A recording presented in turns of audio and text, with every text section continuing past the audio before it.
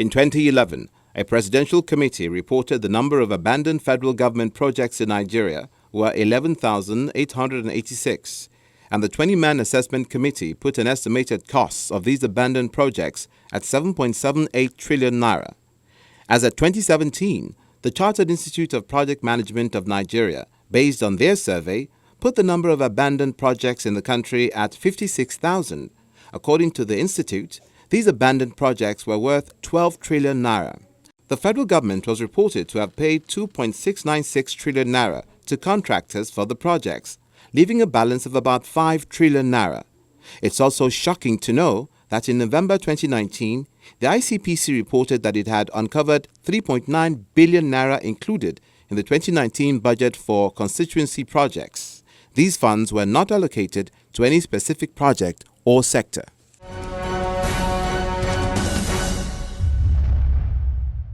Hello and welcome to Oversight. I am Charles Emuze. How long do you think it takes to construct a hospital? More so, a cottage hospital. 6 months? 1 year? 2 years? Or more? For today's episode of the program, we are in Kano State to track the implementation of a project. But before we do that, here is what you should know. Kano State is located in northern Nigeria and has borders with Katsina State, Jigawa State, Bauchi State, and Kaduna State.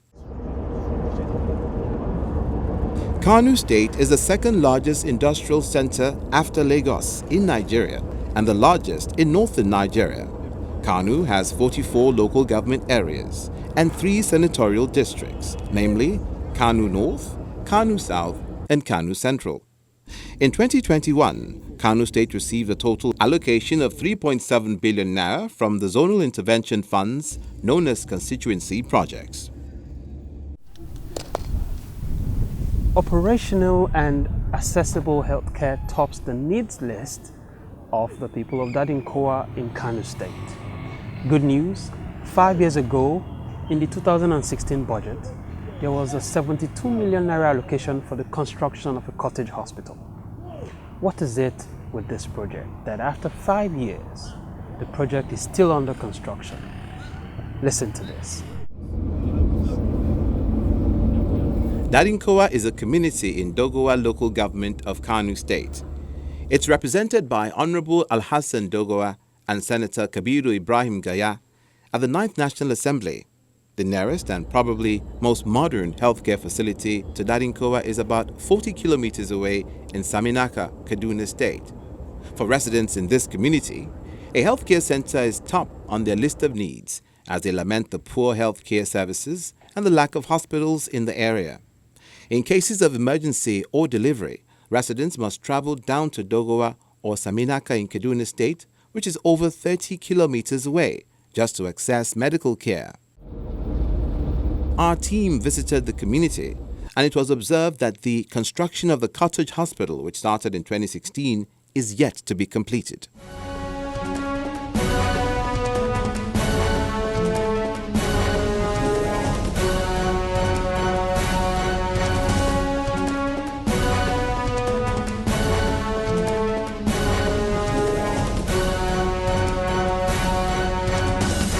In 2016, it was captured in the budget for 72 million naira. So what we do, we go over there to monitor this project. First off, we engage the community members on this project. We enlighten them, we sensitize them, we tell them about it and the money involved so that it enables them follow up on this project, bearing the amount of money that the project was initiated with. So you try to monitor the project. If it's not okay, then they can speak up and say, okay, this project was supposed to be so amount. And if they are giving them something like 10 million, they can say, no, this is for 72 million. So they need a better project. That's the idea generally. So there's always feedback. We call them over time to know if this project have actually been implemented or not. So I still went back there and I found out that there was some blocks, like 2 or 3 buildings there, that was said to be the hospital. Then when I went there, the place was actually not functioning. It was just there. No No, it was, I think the hospital, the person that was in charge of the hospital said it was more like a dispensary there where people do come, they give them paracetamol and everything. Then in 2017, we still captured that item in the budget for, I think it was initiated for 130 million naira. So in 2018, I went there again. I noticed that the project was captured in the budget again. Then I went there to see how far they have gone with the project. And when I went there, I noticed the project is still there, work is still ongoing. Then we held a town hall meeting with the residents to encourage them to engage their representative to demand for transparency and accountability. 2019, I still observed that they still captured that project in the budget. And I went there myself, normally to see what is the situation, what is the problem, to see if this project has actually been completed or not. So when I went there, I engaged my community champion. We call them community champion, people that you always engage anytime you get to the community to find anything you want in the community. So I engaged him and went over to the project side, and I observed that it was the same thing. There was the project is still there, not completed. There were no, because as of that year, it was like supply of modern equipment to the hospital. We went there, there was no equipment supplied to the hospital. It was like still the same thing that happened when I went there in 2017. It's just the hospital there. All our attempts to speak to members of the community called that in Koa yielded no results, as we were informed of cases of physical harassment and assault to members of the community who dared to ask questions about this project. After some time, I got a call from the community members. Some of them, said when they were trying to engage their representative, they were attacked. Some said their houses was burnt. And I know one that really has good interest in the community development. That's someone I normally engage a lot to monitor the project. And he said his car was burnt down simply because they were trying to know how the project status, and they were asking questions, and his car was burnt down, the houses were burnt and everything. He had to even leave the village for his own safety. So when I went to the community, I called him over and I asked about the hospital. He said the hospital is still the way it was, but although they were still trying to fix one or two things, but it has not started operation. There were no equipment supplied to the hospital. So I went there, I took pictures, and we're just around the community trying to check other projects too that were also captured in the line items, in the budget line items. So I was with him, and when we're trying to take pictures and I was asking questions, immediately I noticed he received a phone call, and there was this unrest. I noticed he wasn't comfortable again. And I asked him, I said, what is the problem? He said, I shouldn't bother, there's no problem, but we have to leave this area now. I said, what happened? He said his brother just called him and tell him to leave, that he should move away from wherever he is, that we should just run away. And I'm like, what is the problem? Can you tell me, please? He said, the representative, the thugs that are always supporting the representative, that they are coming. He practically told me that these people will harm me, that he's afraid for my life, that we should just keep going. Okay. Because the place is just some few kilometers to Samunaka, that's Kaduna State. That was how we were going, and we got to Samunaka. Immediately, I noticed the fuel finished. We could not move again. Then I had to stop. I opened the door, and I was trying to stop another vehicle from coming so that I could get into the vehicle and ask him to take me to police station. So immediately while I was trying to do that, I saw a taxi coming, then I stopped the taxi. I said, please, take me to the next police. That was when they came, these thugs. They came with their knives, different weapons. They held me, they started hitting me, and They went over to his place. I actually didn't really know what was about. I heard him screaming and shouting while they were hitting me too, and I was begging them. I told them that, see, I didn't come here for another thing. I'm not a politician. I'm just following up on community projects. I'm just here to encourage you, you know. I was trying to explain myself, but they weren't listening. They were beating me, they were hitting me. And I noticed there was one that had gone. Immediately I saw someone who happened to be a relative or a brother to the member representing that particular community. And he came up to me and said that he will make sure that I don't make it to wherever I'm coming alive. I told him, please, there was no need for that. Then he told the person that was in that one was carrying a gun. He told them that they should take me to somewhere, anything they want to do with me. And that was, I held his clothes. I was begging, I was crying. I was crying, I was shouting, please don't kill me. Honorable Al-Hassan Dogowa first nominated this project in 2016. The legislator is of the opinion that members of his community should have the right approach when asking questions about projects such as this. The cottage hospital in Dadunkwa, for your information, let me be open to you that that is my hometown, my village. So I felt it was important for me to start from there, create a modern facility, a modern healthcare facility that will help, first of all, on the issue of infant mortality, which has been very rampant. In some cases, our people go to Jos, Plateau State Capital, for healthcare delivery, for healthcare facilities, because of the distance, about 206 kilometers from Kano City to my village. I started during the MDGs anyway, and I was the chairman of the House Committee on MDGs then. So trying to really secure or achieve the goal 5 of the MDGs, which was about maternal and child mortality, I felt I should start from there. My own community, which of course, like I said, is very remote from the city, needed that infrastructure. And when we started through the MDGs intervention. Then subsequently, I continued to provide some funding through my constituency project resources, time to time, year after year. And you know the nature of our releases. In most cases, budgets are proposals. Budgets are recommendations of the executive. Even when it is passed as a law, you don't expect that 100% of the provisions of funds made for certain projects are going to be 100% will be achieved. It is like at the end of every financial year, I come up with a concept, relying on consultants, medical consultants who will advise, or do this, it will upgrade the facility. Do this, it will upgrade the place. If you get to that place now, there is what we have now built, like an administrative block, apart from the medical doctors' quarters.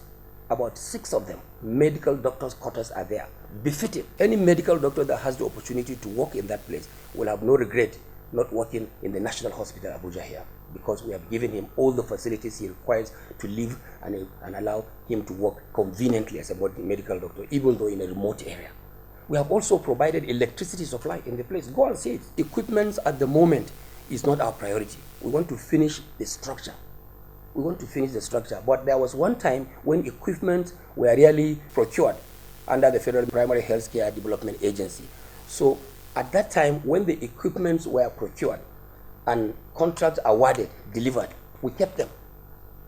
If you have time, come. We have a very big store where such equipment of that particular delivery was kept.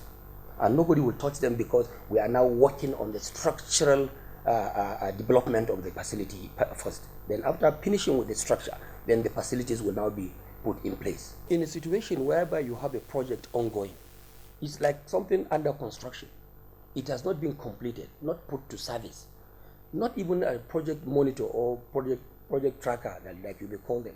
Even a media man like you can identify yourself as, I'm from Channels Television, yet you cannot be allowed access to a building that is under construction. You need to let us know. It's a project that I sponsored through my constituency project. So if you just pick your car and just drive there and you want to go in here, people will take you for mischievous reasons. Why would you go without me knowing? This is my project, and you know it's my project. And if you don't have ulterior motives, why do you have to drive into my project, not knowing, and you don't want to let me know that, I want to go and oversight this? Transparency is a two-way process. I should be transparent, being in government. You must also not be mischievous as a media person. And whoever wants to track my project should let me know. inform me. I think the place would have been completed if not for my upgrading commitment, upgrading ideas that each time I would like to make it bigger, each time I would like to make it better. But I believe with what we have on ground now, I think we can have a completed edifice, functional, that is ready to serve the humanity, I believe by 2023 or 2024. Before the end of this term, I should be able to complete everything. Based on the address listed on the website of the Corporate Affairs Commission, we tried to locate the contractor, Samema Techniques. We couldn't find them. The Kano address was a mobile shop, and the Abuja address, well, it was a dead end.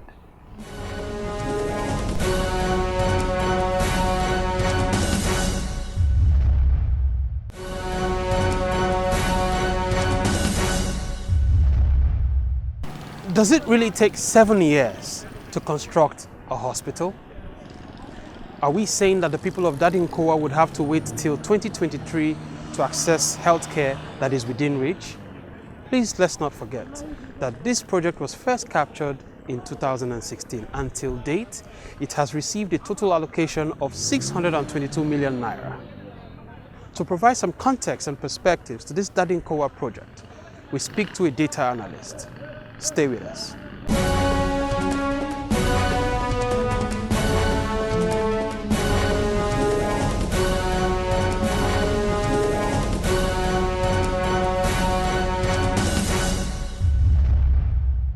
I heard when he spoke and he basically alluded to the possibility that this project will be completed by 2023.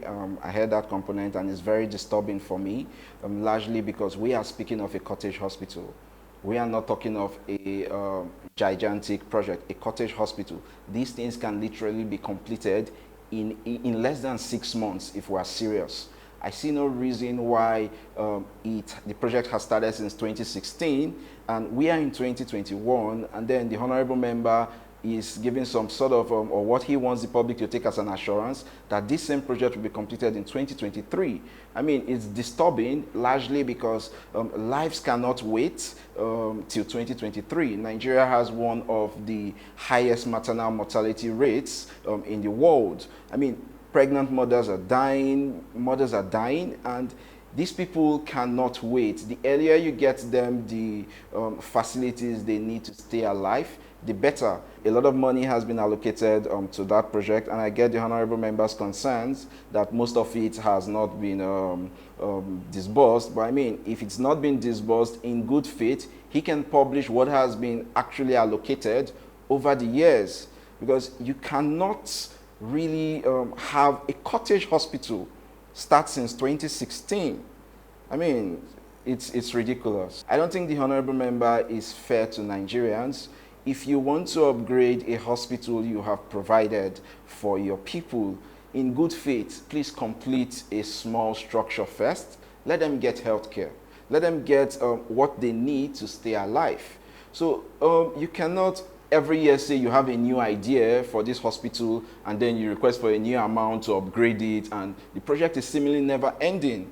I mean, he may have bright ideas, and which is nice. It's great to have those bright ideas, but have something for the community members to use, and do not leave this project perpetually abandoned or perpetually ongoing till 2023. It is scandalous that we have a simple cottage hospital being constructed for about 7 years. I mean, it's a very small project. It shouldn't take that long. And I would like to respectfully disagree with the honorable member on his, I mean, his bright ideas are good, but I think he should complete just the basics that these people need to get the healthcare to survive in the first place. Then every other thing can be built on. You could have phase 2 of the project, phase 3 of the project, and build on it on an ongoing basis. I would say the government to some extent is aware of this project. Quite unfortunately, they seem to be paying lip service to rectifying the problem.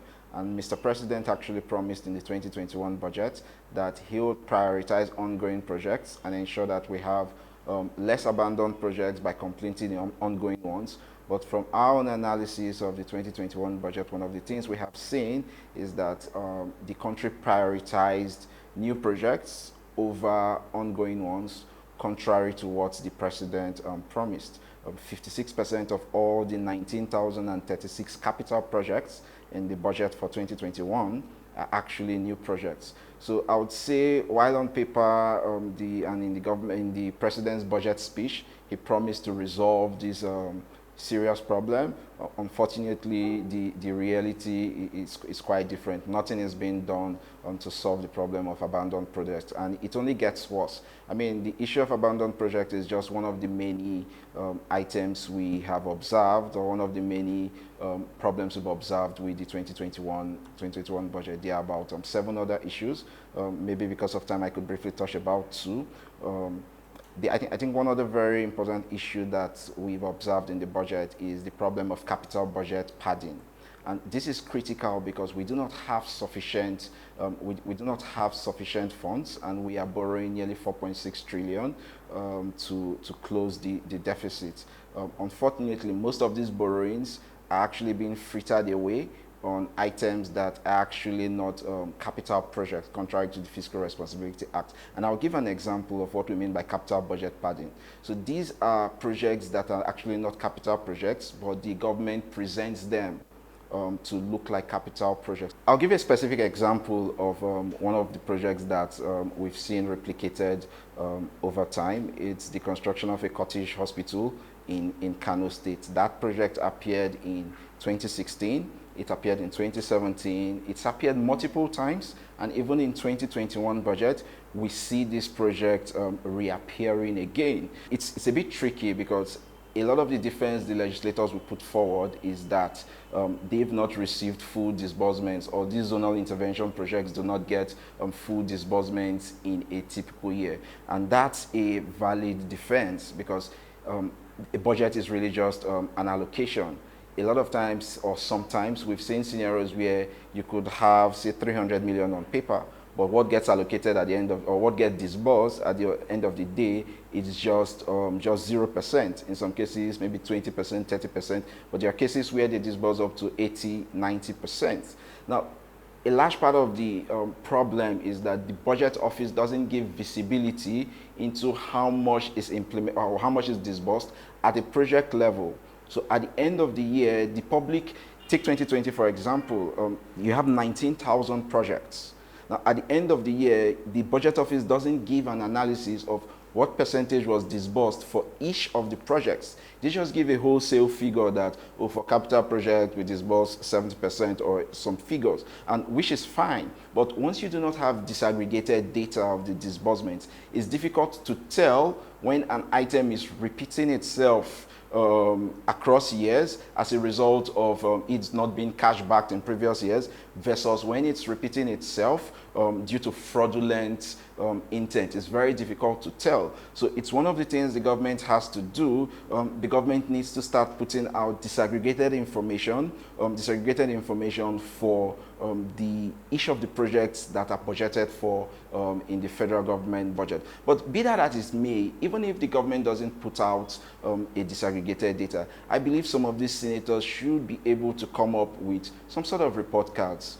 For God's sakes, they say they nominated these projects for the benefit of their constituencies. They should be able to come up with a report card to say, oh guys, my constituencies, I nominated 5 projects, this is the status, I received only X amount from this money, and this is the level of development. And if you show your people, if you show the public that sort of scorecard, it's easy for people to understand when there are problems. But when you see a line item like the cottage hospital in Kano State repeating itself since 2016, it gives cause for concern, largely because it's appearing in an agency that it's a bit problematic in its budgeting pattern. And I say that because the agency handling that cottage hospital in Kano State is the National Primary Healthcare Development Agency. And in the 2021 budget alone, that agency had 101 duplicated projects in its budget. And that's one of the highest across any of the 74 different agencies where we saw duplication of projects. in the case of these primary healthcare development agencies, we saw situations where there were wholesale line item duplications, and then you had duplications of the capital budget code that starts with ARGP. There were times where one ARGP code was used for up to 2 or 3 projects, and then there were times when different ARGP codes were assigned to precisely the same projects, but repeated multiple times and allocated different amounts of money. So it's worrisome if this project in Kano State for the Cottage Hospital, repeating across multiple years, is happening in the National Primary Healthcare Development Agency, largely because of the issue I just mentioned with that specific agency. That agency's budget needs to be reviewed, and not only it, there are about 74 different agencies where this problem occurs, and the government needs to take that budget back and sort of vary. I mean, we have laws that envisage situations like this.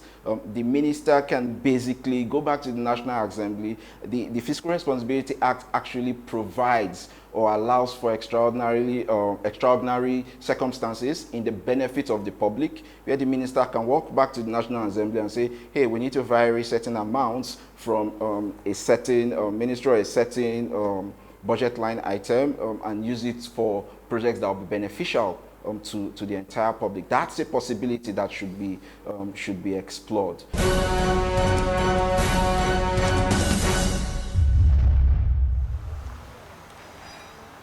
According to our research analyst, there are over 19,000 capital projects in the 2021 budget. 56% of them are new.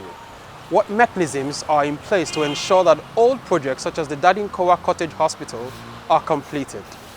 There are several challenges with the 2021 budget according to our research analyst.